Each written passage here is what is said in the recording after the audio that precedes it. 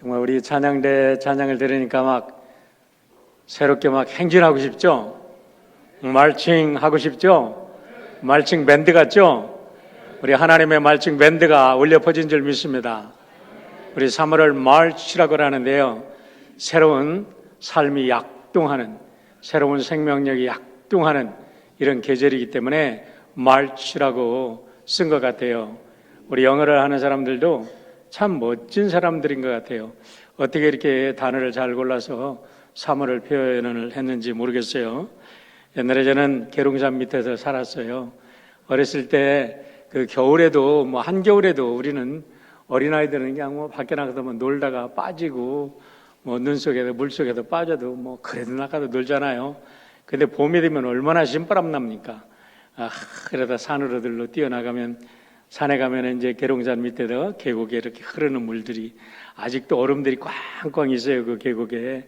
그런데 그 계곡 밑으로 얼음 물소리가 졸졸졸졸 흐릅니다.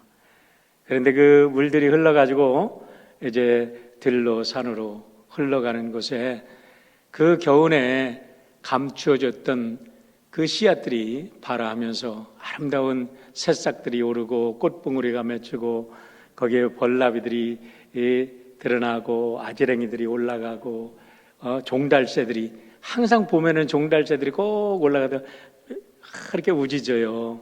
오늘 우리 요셉이가 아빠하고 교회를 왔네. 할렐루야. 우리 원행씨, 감사해요. 너무너무 좋아요. 아유, 그래요.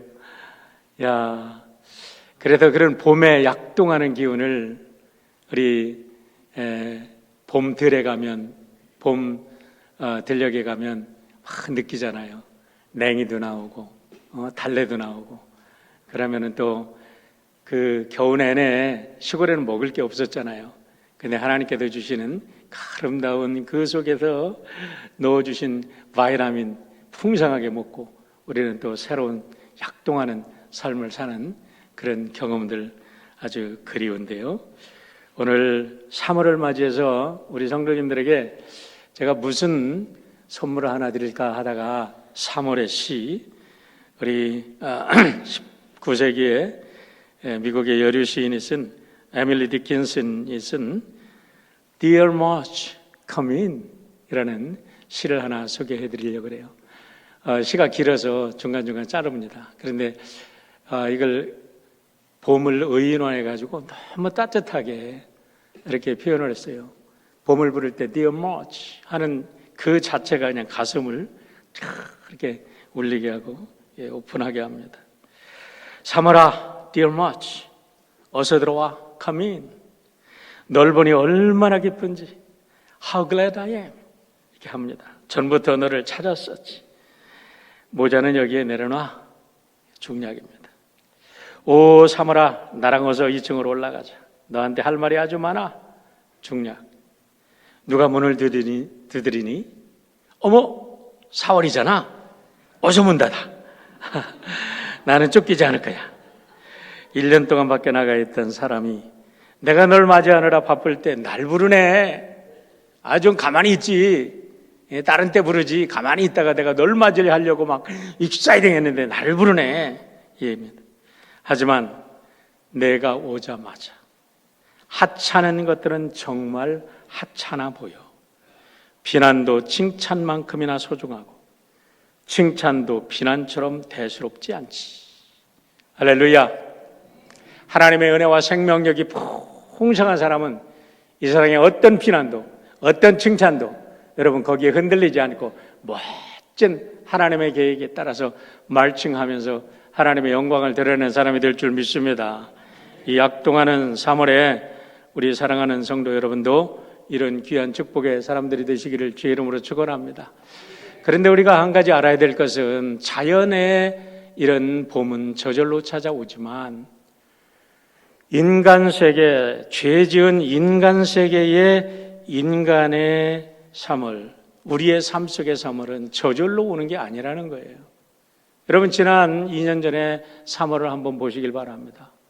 정말 3월 얼마나 우리가 기대했습니까? 봄이 찾아왔습니다. 그런데 갑자기 전 세계에 코비드로 인해서 전 세계가 얼어붙고 전 세계가 겨울 속으로 깊은 동면에 들어가고 어둠 속으로 들어갔다가 이제 우리가 기다리던 새로운 이제 봄이 이제 찾아왔습니다.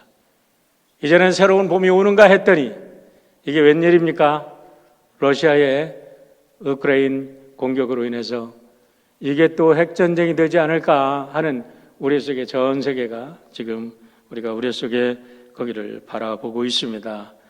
너무나 안타까운 것은 이 푸틴이 얼마나 역사에 큰 죄를 지려고 저 우크라이나에 있는 지금 구라파에 있는 핵 발전소 중에도 최고의 큰 발전소라고 하는데 거기를 공격을 했다 그래요. 그래도 거기를 지금 차지해서 지금 우크라이나의 4분의 1의 전력을 이제는 나가지 못하도록 러시아가 점령했다 그러는데 1986년 체르노빌 사건 여러분 기억하시지 않습니까? 제가 왜 그걸 확실히 기억하냐면 그때 제가 대학원에 들어가서 그 사건 때문에 핵에 대해서 우리가 한 학기 동안 세미나를 하면서 핵에 대해서 얼마나 많은 공부들을 했는지 모르겠어요. 그런데 이와 같은 핵 발전소를 공격하는 이런 무지막지한 인간이 어디 있어요? 다행히 터지지 않았기 때문에 다행이지요. 이로 인해서 가스값은 오불을 넘어서 우리들의 정말 주머니가 몇 번씩이나 손을 넣었다 뺐다 할 정도로 되고 가스값이 올라가면 여러분 물가가 안 올라갑니까? 요즘에 우리가 식당에 가보면 얼마나 물가가 올라갔는지 정말 겁이 나요. 햄버거 하나 사도 그 음료수 하나 먹으니까 15불이 넘어요. 우리 누구를 식당에 초대해서 같이 식사 한번 하자 그러면 최소한 1인당 20불이 넘어요. 몇 사람만 되면요 100불이 쑥쑥 넘네. 이러니까 식당에도 이제는 가지 못하게 생겼어요. 그러면 식당을 운영하는 소상공인들은 어떻게 되는 겁니까? 그들의 또 삶은 또 어떻게 되는 거예요? 여러분 이것이 이제는 삶이라는 것은 다 얽히고 설킨 거예요. 그래가지고 앞으로 이제 식량 위기도 닥칠 수도 있고 이 로봇으로 인해서 사람들의 일자리는 사라질 수도 있고 새로운 봄이 왔다고 하지만 우리들에게 있어서 새로운 마칭 밴드는 어디를 향해서 어떻게 해야 될지 여러분 쉽지 않은 새로운 세계에 우리는 전진을 해야 되는 겁니다. 오늘 이스라엘 백성들을 보십시오. 여러분 그들이 새로운 출발을 하라고 해가지고 얼마나 기쁘게 호산나 할렐루야 이제 우리는 노예에서 해방되었다고 신바람하게 딱 나와봤는데 40년의 광야에 그 끔찍한 삶이 기다리고 있을 줄 누가 알았겠습니까? 이제는 40년을 두고 가나안 땅에 정복을 눈앞에 두고 있는데 여러분 이제 새로운 시대라고 하는데 새로운 시대는 그들이 치열하게 생명을 걸고 싸워서 이루어야 될 하나님 나라가 앞에 기다리고 있다는 사실을 우리는 알아야 될 것입니다. 이러는 의미에서 오늘 우리들의 상황 속에도 2022년에 우리들의 봄에는 어떤 마칭 밴드를 해야 되는가? 우리는 어디를 향해서 가야 되고 어떻게 무엇을 위해서 우리가 마칭 밴드를 해야 될 것인가? 오늘 본문을 통해서 하나님께서 우리에게 주시는 하나님의 음성을 듣기를 원하는 것입니다. 가만히 보니까 우리 조디카도 오고 우리 그레이스도 온 것 같아. 내가 우리 요셉만 환영했는데 우리 어머니도 오시고 아이고 그래요. 환영합니다.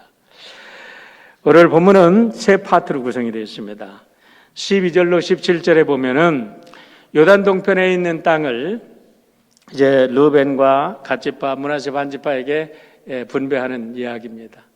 그리고 18절로 20절에는 분배하는 조건으로 그들이 가나안 서편을 정복할 때 선봉에 서겠다는 약속을 한 내용이고요. 21절과 22절은 모세가 이제 요단 서편을 정복하기 위해서 총사령관으로 임명한 여호수아를 격려하는 내용입니다. 그때 이 마지막 여호수아를 격려하는 모세의 모습을 우리가 깊이 묵상해 보면 참 뭐라 그럴까요? 숙연해지는 장면이에요. 왜 그렇습니까? 하나님께서 너는 이제 가나안 서편을 정복할 때는 너는 가나안 땅에 못 들어간다 그랬거든요. 하나님께서 좀 너무 야속하시지. 가나안 땅에 들어가도 죽게 하시면 어때? 그런데 너는 가나안 땅을 절대로 한 발짝도 못 밟겠다 그랬거든요. 그러니까 이제 이스라엘 백성들의 입장에서 새로운 가나안 서편의 정복이라는 것은 모세의 입장에서 보면 인생의 마지막이라는 거죠. 그럼에도 불구하고 모세는 마지막까지 최선을 다해서 자기의 후계자들에게 두려워하지 말라, 하나님이 너와 함께한다. 이제 두 왕의 모습을 보지 않았느냐? 헤스본과 바산의 왕을 정복한 것처럼 하나님께서 너와 함께해서 이제 가나안의 모든 연합군들을 쳐부수고 하나님 나라를 이루게 할 것이다. 너를 통해서 이렇게 약속을 해주고 있는 겁니다. 그런데 오늘 내용을 보면요, 이 모든 것이 모세가 이니셔티브를 잡고도 이렇게 허락한 것 같은데 민수기 32장을 읽어보면 전혀 그렇지 않다는 겁니다. 민수기 32장에 보면은 이 순간이 얼마나 위기적인 상황이었는지 자칫 잘못했다가는 이스라엘 백성들이 400년을 기다려서 출애굽하고 40년을 광야에서 훈련받은 것이 한순간의 물거품으로 사라질 뻔했던 그런 위기적인 상황에 모세가 지도력을 발휘해서 그 모든 것을 이제 극복하고 새로운 세계를 열어놓은 것을 우리는 보게 됩니다. 그래서 오늘 말씀을 민수기 내용이 똑같은 내용이기 때문에 우리가 민수기 32장의 말씀을 가지고 여러분에게 말씀을 풀어서 전해드리려고 해요. 민수기 32장 1절과 5절의 말씀을 보세요. 르우벤 자손과 갓 자손에게는 가축대가 셀 수 없이 만큼 많았다. 그들이 이스라엘 땅과 길르앗 땅을 둘러보니 가축대를 놓아 먹이기에는 아주 적절한 곳이었다. 5절입니다. 우리를 좋게 여기신다면 르우벤과 갓지파의 지파의 지도자들이 나와서 모세에게 얘기를 하는 겁니다. 그런데 개역개정에 보면 이렇게 번역을 하고 있어요. 우리가 당신에게 은혜를 입었거든. 이 땅을 우리에게 주셔서 우리의 차지가 되게 하고 우리는 요단강을 건너가지 않도록 하여 주시기를 바랍니다. 여러분, 간단한 얘기인 것 같지만요, 정말 억장이 무너지는 얘기예요. 지도자의 입장에서 보면 억장이 무너지는 얘기라고요. 생각해 보세요. 이제까지 400년을 함께 종살이 해와서 400년을 한 가족으로 야곱 지파가 애굽에 들어가서 400년을 해서 이제 큰 대군을 된 민족을 이루었습니다. 그러다 함께 노예로 고생했어요. 함께 출애굽했어요. 함께 40년을 동거동락해 왔어요. 그런데 이제 가나안이라는 하나님이 약속하신 그 프라미스 랜드를 정복하기 직전에 바산이라는 그 아름다운 땅을 보고 그 12지파 중에서 가장 가축이 많은 르우벤 지파와 갓 지파가 이 땅이 너무 좋습니다. 롯이 보니까 정말 소돔과 고모라가 물된 에덴 동산 같다 그랬는데 이 르우벤 지파와 갓 지파의 지도자들이 보니까 여기가 너무 좋아. 물된 에덴 동산 같아. 우리는 이걸 놓칠 수 없어. 우리가 먼저 선취점을 차지하자. 모세한테 그거 얘기를 하는 겁니다. 이 땅을 우리에게 주소서. 당신에게 은혜를 입었다면 이 땅을 우리에게 주소서. 우리는 저 요단강 건너가기 싫습니다. 라고 얘기하는 거예요. 얼마나 얌체 족속입니까? 얼마나 얌체 지파입니까? 여러분, 이런 지파가 어디 있어요? 공동체에 이렇게 이기주의자들이 있기 때문에 나라가 망하고 공동체가 여러분 든든히 서가다가도 그 공동체가 좌절하고 꺾어지고 넘어지고 분산되고 파멸에 이르는 겁니다. 공동체의 삶에서는 절대 이런 이기주의들이 나와서는 안 되거든요. 그런데 이들의 요청을 모세는 한마디로 알아들었습니다. 그래서 민수기 32장 6절로 7절에도 모세는 아주 단호하게 그들의 요청을 거절합니다. 모세가 가짜 성과 르우벤 자손에게 이르되 너의 형제들은 싸우러 가거늘 너희는 여기에 앉아있고자 하느냐? 너희가 어찌하여 이스라엘 자손에게 낙심하게 하여서 여호와께서 그들에게 주신 땅으로 건너갈 수 없게 하려 하느냐? 여러분, 이기주의자로 자기 것만 챙기려고 하는 사람들은 공동체에 큰 악을 해야 합니다. 그 사람이 이기주의적인 행동을 하는 것으로만 끝나는 게 아니라 다른 많은 사람들의 삶을 낙심하게 한다는 거예요. 왜 사람들은 다 욕심을 가지고 있거든요. 사람들은 다 나보다 잘되고 하자는 욕심이 있고 편하고자 하는 생각들이 있어요. 그런데 왜 나만 이래? 저 사람은 저렇게 하는데. 왜 나만 이 일을 해야 돼? 저 사람은 저러는데. 잘 하다가도 안 되는 사람하고 비교를 해가지고 왜 내가 이 일을 해야 돼? 이런 식으로 공동체가 흐트러지면 그 공동체는 여러분 오합지졸이 되고, 그런 공동체는 이 세상에 쓸모없는 공동체가 되고 마는 거예요. 그러니까 그런 요청을 들은 모세가 이제 자라를 보고 놀란 가슴, 소뚜껑 보고도 놀란다고 40년 전의 이야기를 생각을 합니다. 그러면서 이 민수기 40장 32장을 읽어보면 그들에게 아주 강력하게 경고를 하는 겁니다. 40년 전에 가데스바네에 생각을 해봐라. 너희들의 불순종으로 인해서 40년 동안 우리가 광야를 헤맸지 않느냐? 40년 동안 광야를 헤맨 것으로 끝난 게 아니라 40년 동안에 여러분 아까 전에도 말씀드렸지만은 장전 60만 명이 죽어나갔습니다. 장정만 60만 명이지 거기에 죽어나가는 가축과 거기에 죽어나가는 남녀노소들 합쳐보세요. 그러면은 적어도 더블은 죽어나갔을 겁니다. 더블 이상으로 죽어나갔을지도 모르죠. 어린아이들이 그 광야 속에도 어떻게 살았겠어요? 그러면은 적어도 120만 명이지 150만 명이 죽어나갔어요. 120만 명이라 따진다고 할지라도 하루에 40년 동안 하루에 제가 지난번에 계산을 해보니까 하루에 7, 80건의 장례식을 치른 거야. 그와 같은 것을 매일 보고 보고 왔던 그 가슴 아파했던 모세에게 가나안 정복을 눈앞에 둔는데 르우벤 지파와 갓 지파가 이렇게 이기주의적인 행동을 또 합니다. 그러니까 모세가 가슴을 치면서 그들에게 경고합니다. 15절입니다. 너희가 만일 돌이켜 여호와를 떠나면 여호와께서 다시 이 백성을 광야에 버리시리니, 버리신다 이 말입니다. 그리하면 너희가 이 모든 백성을 멸망시키리라. 여러분, 하나님의 이 원리는 여러 군데 나옵니다. 여리고를 정복했을 때 아간의 범죄, 아간이 그 외투 한 벌, 금덩이 하나, 몇 가지 숨겨서 그게 대수냐? 라고 할 수 있죠. 얼마나 정말 가난하고 힘들고 고된 삶을 살았으면 그거 보고 욕심냈겠어요. 우리가 인간적으로 보면 인정할 수 있어요. 그러나 그렇게 될 경우에는 하나님 나라를 건설해야 될 하나님의 군대가 도둑놈이 된다는 거죠. 도적대가 되고 맙니다. 그러니까 하나님께서는 단칼에 아간을 돌로 때려 죽여라.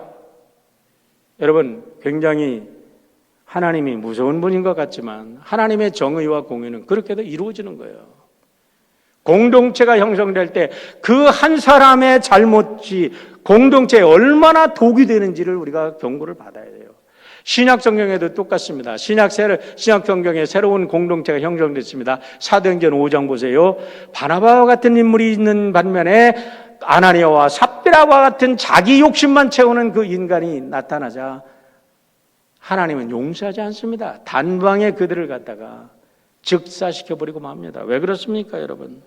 공동체에 한 사람의 이익이 한 사람이 아니에요. 작은 일이 여러분 큰 일을 망치는 거죠. 여기에서 오늘 세 가지 교훈을 찾아보고자 합니다, 여러분. 첫 번째는 우리가 이왕이면 선봉에 서라. 오늘 주제처럼 선봉에 서야 되는데 선봉에 서려면 은혜를 잊지 말라는 겁니다. 여러분, 죄송하지만 우리 어른들에게 도전합니다. 여러분, 몇 년이나 앞으로 사실 것 같습니까? 저도 몇 년 살지 몰라요. 어저께 갑자기 우리 쓰러지셨던 장로님을 제가 신방을 하고 왔어요. 오랫동안 약속을 하고 기도했기 때문에 젊은 분이 한 번에 쓰러지세요. 젊다고 오래 사는 거 아니더라고요.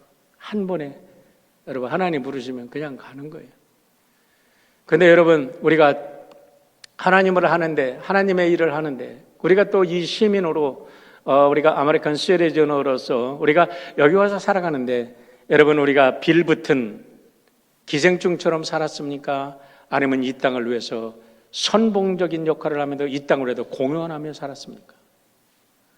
저는 우리의 코리안 이민자들이 이 땅에 와서 먹고 살고 열심히 삶을 일군 자체가 이 땅을 위해 공헌한 것이라고 믿습니다. 자신이 없으세요? 아멘 하십시오. 아멘.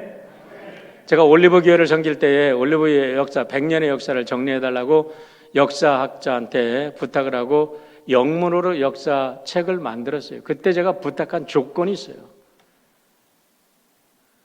한 교회 역사라고 생각하지 마십시오. 여기는 사탕수수밭의 처음의 원조들입니다. 그런데 이 사탕수수밭에 와서 일하고 헌신하고 자기의 삶을 위해서 살았지만 이들로 인해서 미국의 경제가, 하와이의 경제가 새로워졌습니다. 그러니까 역사를 쓸 때 한 개체 교회의 험난한 역사가 아니라 미국에 어떻게 공헌했는지 그 관점에서 써주세요 그랬어요. 여러분 우리가 이 땅에서 살 때 주인의식을 가지고 사시길 바랍니다. 선봉장의 역할, 그런 의식을 가지고 여러분 사시기를 주의 이름으로 축원합니다. 그러면 선봉에 서려고 하면 어떻게 서야 되냐? 좀 철이 들어야 되잖아요. 우리가 정말 내가 살아가는데 내 것만 챙기고 언제까지 내 것만 챙길 거예요? 죽을 때까지? 너무나 정말 치사하게 사는 사람들 있잖아요. 우리 김영석 교수께서 나이 60이 되어야 철이 든다고 그랬는데 제가 그 말씀에 굉장히 은혜를 받습니다. 여러분에게도 여러 번 말씀을 드렸는데 저렇게 깊은 철학자, 인생의 정말 우리나라의 스승이라고 할 만한 분인데 우리 이어령 교수가 얼마 전에 돌아가셨죠. 저 마음이 아프고 제가 그분에 대한 책 오더해서 지금 부활절을 준비하면서 부활절 설교를 준비하고 있습니다. 이어령 교수 책을 읽고 여러분과 함께 죽음과 삶에 대해서 나누려고. 그런데 우리 김영식 교수가도 그래요. 60에 철들었다. 저와 같은 철인이 60에 철드는데 나는 언제 철드나. 아직도 철이 못 들은 것 같아요. 저를 볼 때. 그런데 우리가 이렇게 철 못 두고 살다가 언제 우리가 나라를 위해서, 민족을 위해서, 공동체를 위해서 우리가 살 수 있겠어요? 선봉에 서려면 은혜를 잊지 말라는 겁니다. 민수기 32장 5절 말씀을 보시길 바랍니다. 또 이르되 우리가 만일 당신에게 은혜를 입었으면 이 땅을 당신의 종들에게 그들의 소유로 주시고 우리에게 요단강을 건너지 않게 하셔도. 대표들이 나와서 모세에게 하는 말인데 너무나 얌체 같은 이와 같은 대표자들이 있기 때문에 사회가 발전하지 못하는 거예요. 얼마나 야비한지 보세요. 저는 이 개혁개정이 너무나 번역을 잘했다고 생각해요. 이르되 우리가 만일 당신에게 은혜를 입었으면 이 땅을 당신의 종들에게 그들의 소유로 주시고. 왜 그들이야 또 갑자기? 왜 자기 지파의 백성들에게 자기들은 또 분리시켜? 고려해놓고도 또 마지막에는 우리에게는 요단강을 건너지 말게 해달라고. 핑계는 딴 사람한테 대고 이득은 내가 보겠다는 거잖아. 이런 얌통머리 없는 인간들. 참 정말 교회 공동체도 여러분들의 회사를 경영하면 이런 얌통머리 없는 인간들은 뽑지 마세요. 국가도 마찬가지잖아요. 여기서 우리가 이기심에 빠진 야비한 사람들을 볼 수 있는 거예요. 우리가 당신에게 은혜를 입었으면 이제 우리가 선봉에 서겠습니다. 먼저 얘기해야 되지 않겠습니까? 여러분 은혜를 입은 거를 한번 보시길 바랍니다. 여기 1절에 보면 민수기 32장 1절에 보면 그들이 뭐 했다고요? 가축이 헤아릴 수 없이 많았다고 그랬습니다. 그런데 보십시오. 이게 얼마나 큰 은혜요. 이거 얼마나 큰 기적인지 보세요. 그들이 나올 때 몇 명이 나왔다고요? 장정이 60만에 계산 플러스 마이너스 플러스 해가지고 가족까지 합쳐도 200만 명이라고 생각합니다. 200만에도 300만까지 잡습니다. 그런데 가축도 같이 나왔다는 거야. 가축도 같이 나왔다는 거야. 제가 하와이 있을 때 스코필드 배럭이라고 그 옆에 교회 옆에 큰 미군 부대가 있습니다. 그런데 한쪽에서는 집이 있고 한쪽에는 넓은 들판이에요. 근데 그 군대가 무슨 들판이 이렇게 넓은가 했더니 거기다 훈련을 하는 거예요.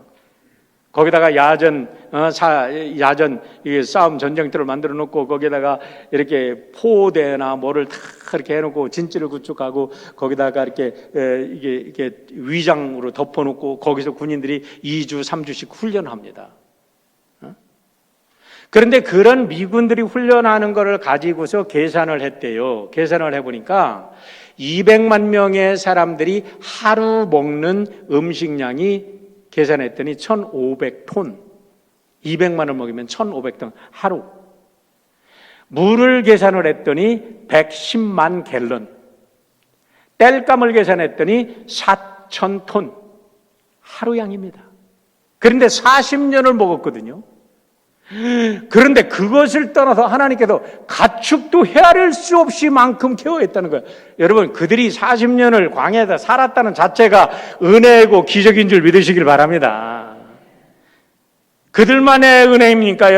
여러분들이 여기 미국에 와서 여러분들은 영어를 잘 하셔도 오셨는지 모르지만 저는 영어 한마디도 할 줄 모르고 왔어요.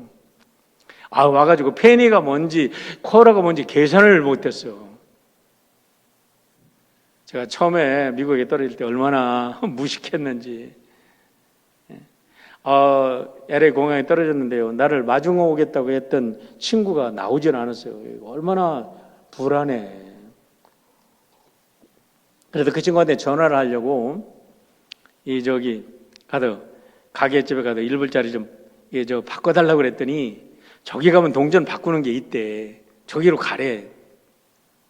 그래서 거기다가 이렇게 동전 바꾸는 데가 이렇게 딱 넣었더니 동전이 우르르 쏟아지더라고. 돈을 넣으니까. 근데 이게 뭔지를 알아야지 이게.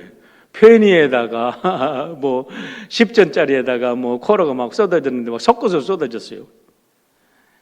어쨌든 그걸 가지고 전화를 했는데 알아들을 수가 있어야지 전화 소리를. 한참 기다렸더니 이 녀석이 구세주처럼 나타나가지고 참 그때 생각하면 그랬는데 오늘까지 32년을 하나님께서 광야 생활 동안 얼마나 풍족하게 먹이시고 입히시고 살려줬는지 내 이 은혜로 오늘 살아갑니다. 너무너무 감사해요. 여러분은 어떠십니까? 여러분, 우리가 왜 교회를 위해서, 왜 이 땅을 위해서, 왜 우리가 정말 이 자랑스러운 시민 의식을 가지고 이 땅을 섬겨야 합니까? 우리가 비즈니스 하는 거 내 지혜로 하는 겁니까? 사람이 없으면 어떻게 비즈니스 합니까? 여기에 비즈니스를 잘 할 수 있도록 모든 법이 서포트를 하고 모든 경찰들이 모든 안전을 지켜주고 모든 사회 시스템이 우리를 지켜주지 않으면 어떻게 우리가 비즈니스를 해요? 어떻게 우리가 공부를 해요? 여러분. 그런 은혜가 다 내 건 줄 알고 살으니까 자기 이익권만 찾는 인간이 되고 만다는 거죠. 은혜를 모르니까. 옛말에 반포지효라는 고사성어를 우리가 배우고 자랐습니다. 반포지효. 이게 뭐냐면 포자가 먹일 포자입니다. 먹일 포자. 반대로 먹인다는 거예요. 이제는 거꾸로 먹인다는 거예요. 누가 거꾸로 먹여요? 까마귀가 거꾸로 애미를 먹인다는 소리예요. 그렇게 효성이 지극하다는 소리예요. 우리가 어머니 아버지가 우리 자식을 기를 때는 정말 먹지 않고 입지 않고 우리가 입속에 들어갔던 것도 꺼내서 우리 자식 먹이고 살았어요. 지금도 마찬가지예요. 아무리 불효자식이라도 부모는 자식을 위해서 자기의 다 내줄 그런 마음을 가지고 살잖아요. 그런데 자식 새끼들은 말이야. 아이고 죄송합니다. 죄송해요. 자식 새끼들은 말이야. 짐승만도 못한 자식 새끼들이 있다는 거예요. 왜요? 까마귀는요, 그렇게 애미가 자식을 먹이면요, 어미가 늙으면요, 까마귀는 어미를 그렇게 죽을 때까지 이렇게 음식을 갖다 날려도 먹인대요. 그래도 반포지효라고 해도 까마귀를 우리 중국 사람들은 성스럽게 여긴답니다. 그래도 자오, 자비로운, 까마귀 오자니까 자비로운 새다 이렇게 부르고,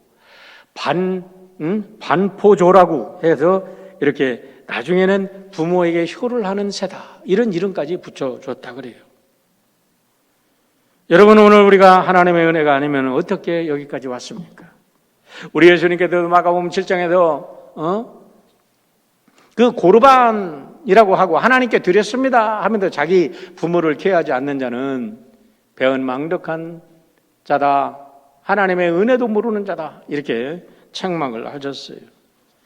오늘 1절에 보면 이들이 그렇게 많은 가축을 가지고 그렇게 은혜를 입었는데 40년이 흐른 다음에 은혜를 망각하고 당신에게 은혜를 받았걸랑 우리는 여기다가 정착하고 우리는 요단을 건너지 않게 하소서 하고 이렇게 얌통머리 없는 요청을 할 수 있느냐 이 말이에요. 은혜를 잊지 말라는 거예요.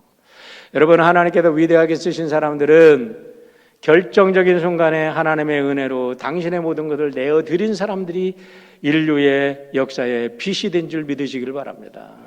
에스더 보세요. 에스더 4장 14절입니다. 이때에 내가 만일 잠잠하여 말이 없으면 유다인은 다른 데로 말미암아 노임과 구원을 얻으려니와 너와 내 아버지 집은 멸망하리라. 내가 왕후의 자리를 얻은 것이 이때를 위함이 아닌지 누가 알겠느냐. 이때를 위함이 아닌지 누가 알겠느냐. Such time as this. 이와 같은 때에 노래는 잘 부르지. 이와 같은 때에 노래는 잘해. 아유, 손 하나 까딱을 안 하려 그래. 그러면서 여러분, 우리가 감동을 받는 거하고요, 은혜를 입어도 실제적으로 일하는 거는 차원이 달라요. 감동받는 게 은혜 받는 게 아니라니까. 우리는 교회 와서 감동 한번 받는 걸 은혜 받는 걸로 생각해요. 영화 한 편 보세요. 감동 받잖아요. 트로트만 잘해도 감동 받잖아요. 어저께 우리 권사님께서 트로트를 하나 보내주셔서 제가 감동 받았어요. 한쪽에는 막 남자하는데 노래를 너무 잘해. 근데 싹 돌아다니는데 갑자기 여성 목소리가 나는데 너무 노래를 잘해. 야, 감동이죠.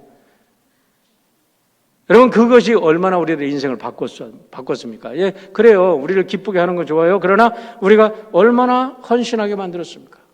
얼마나 우리가 우리의 것을 나누게 만들었습니까?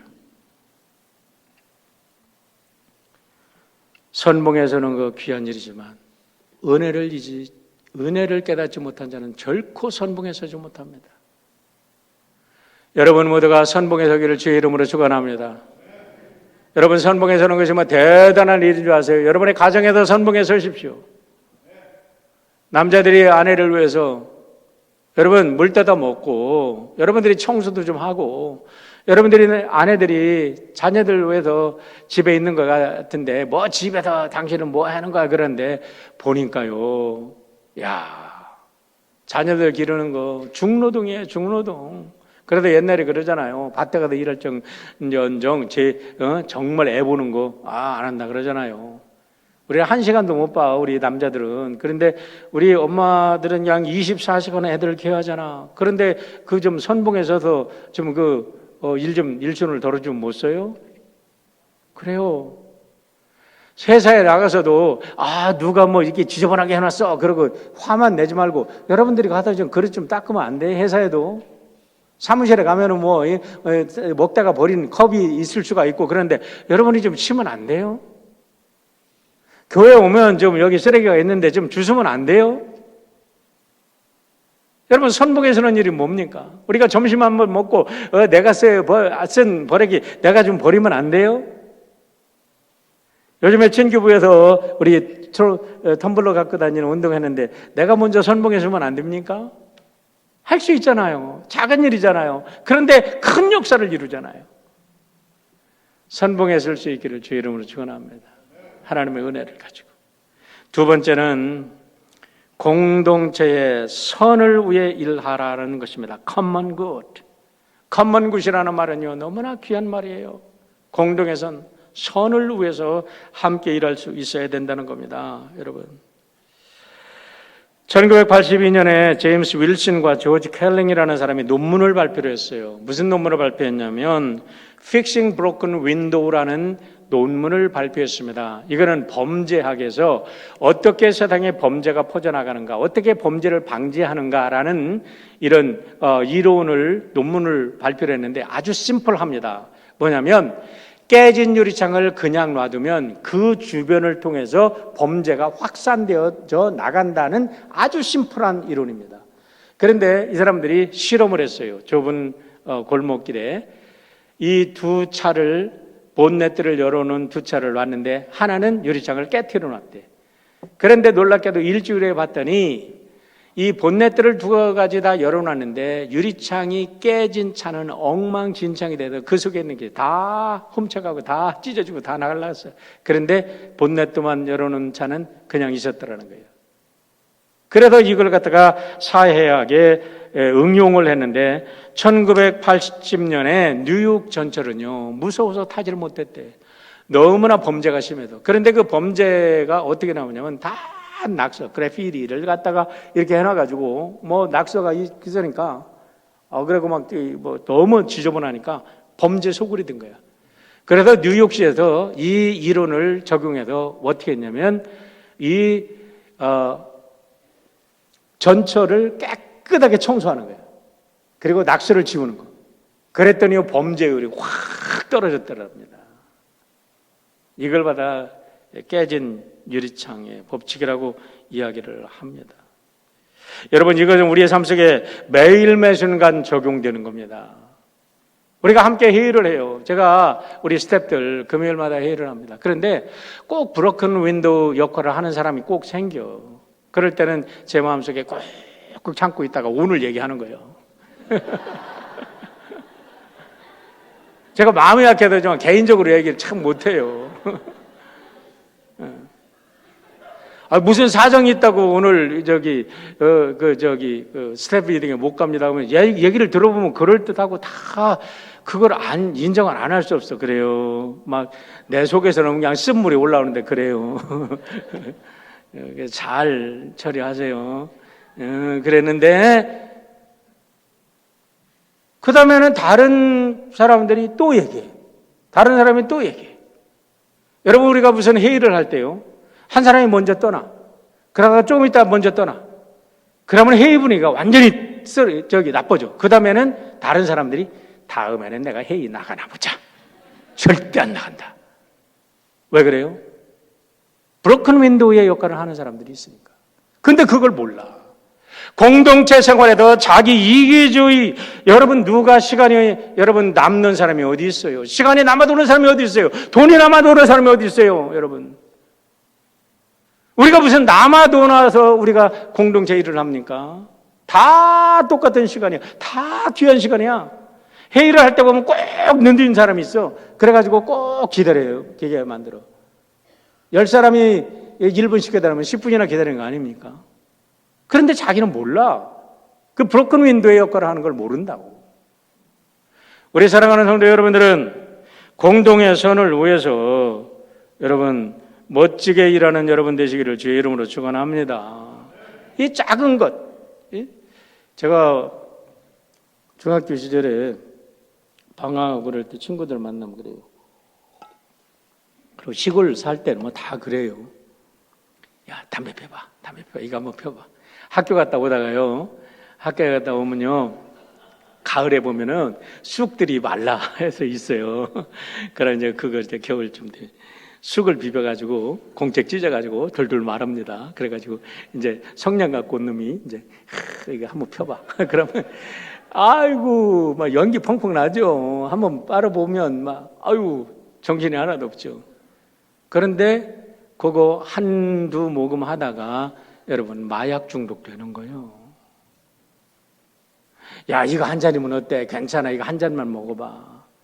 그러다가 어떻게 돼요? 이제는 너는 크리스찬 아니야. 항상 뭐 이렇게.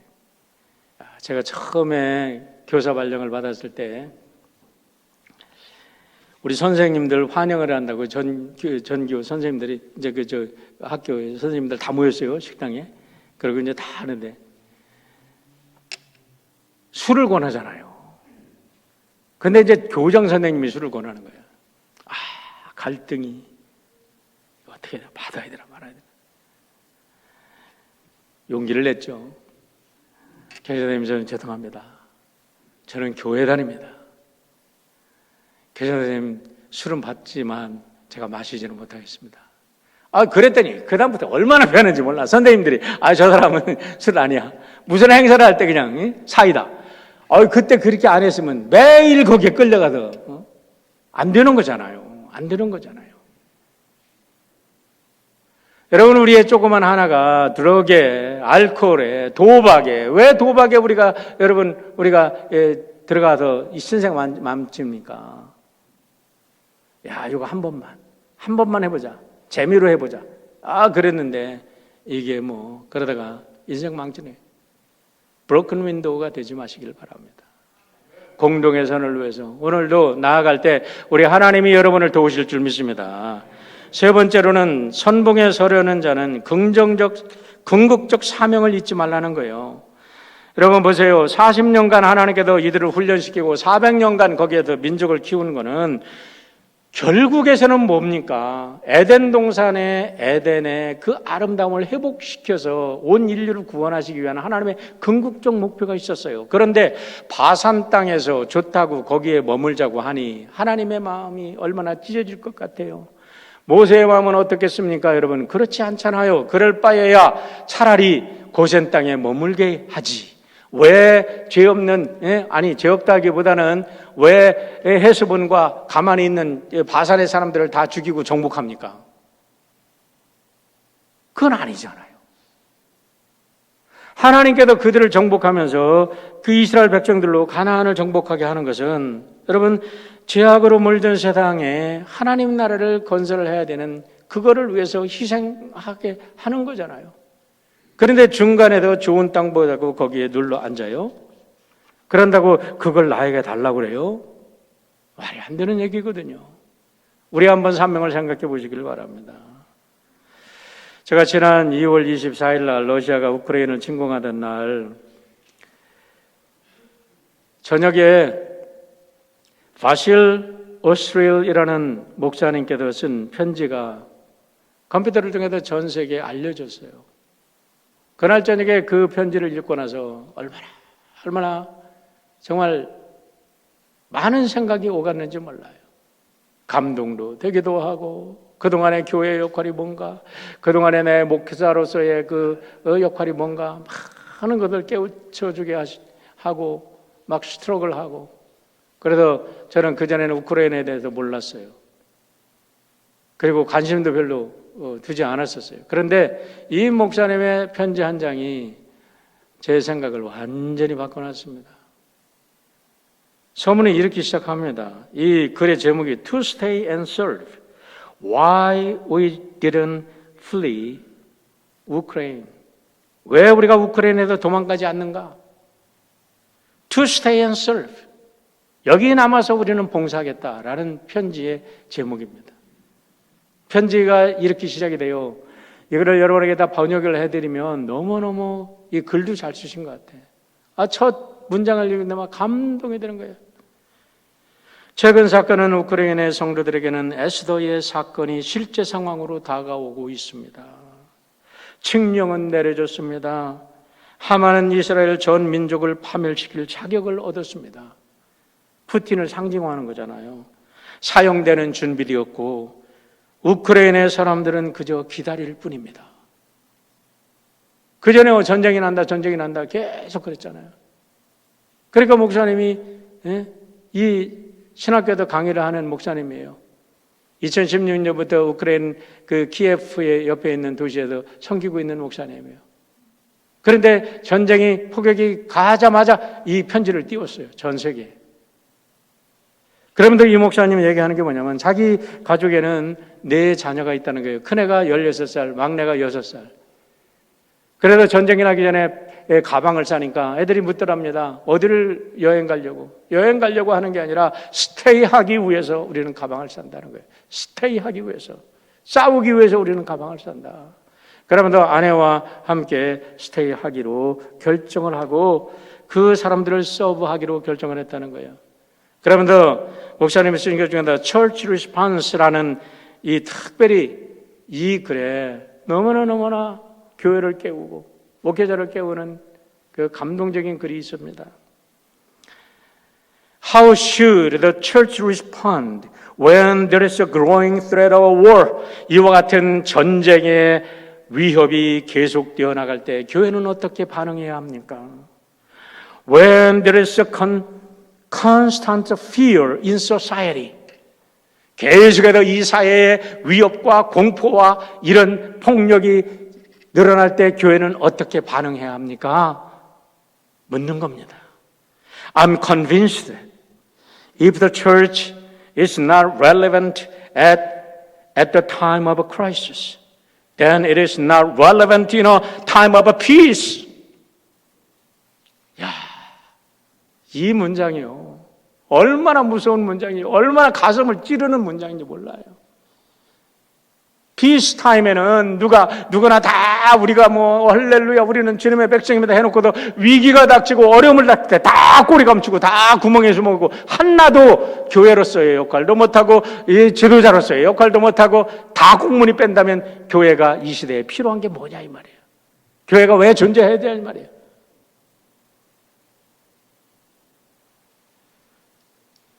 While the church may not fight like a nation, we still believe we have a role to play in this struggle. 우리는 나라와 같이 싸울 수는 없습니다. 그러나 이와 같은 위기의 상황 속에서 우리는 기도할 수 있는 사명을 가지고 있음을 우리는 still 믿습니다. 그러면서 그들은 기도하기 시작했습니다.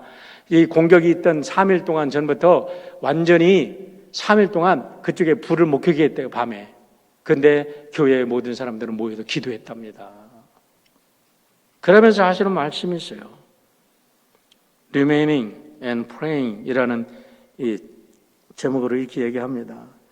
We have decided to stay both as a family and as a church. 우리는 가족과 교회로서 이 땅에 남아있기로 결단했습니다.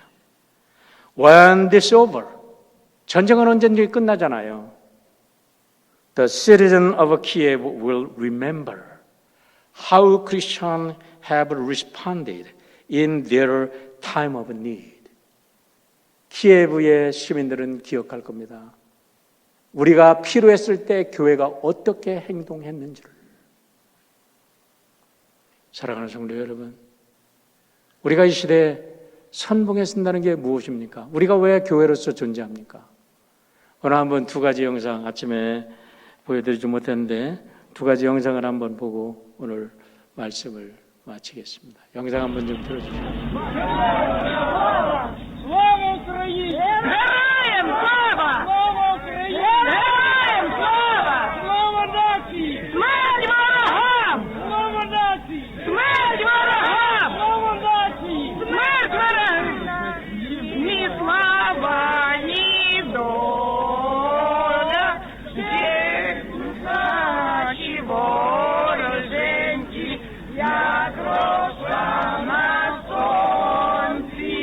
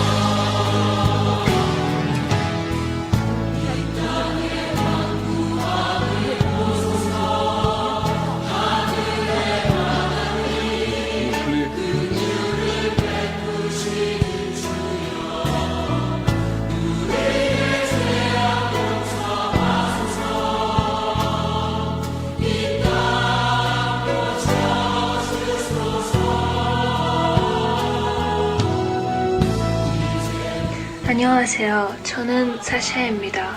우크라이나 드니프로에서 삽니다. 며칠 전에 우리나라가 공격당했습니다. 그래서 지금 저희는 구호품이 정말 필요합니다. 국민의 생명을 구하기 위해 의약품과 의료 장비가 필요합니다.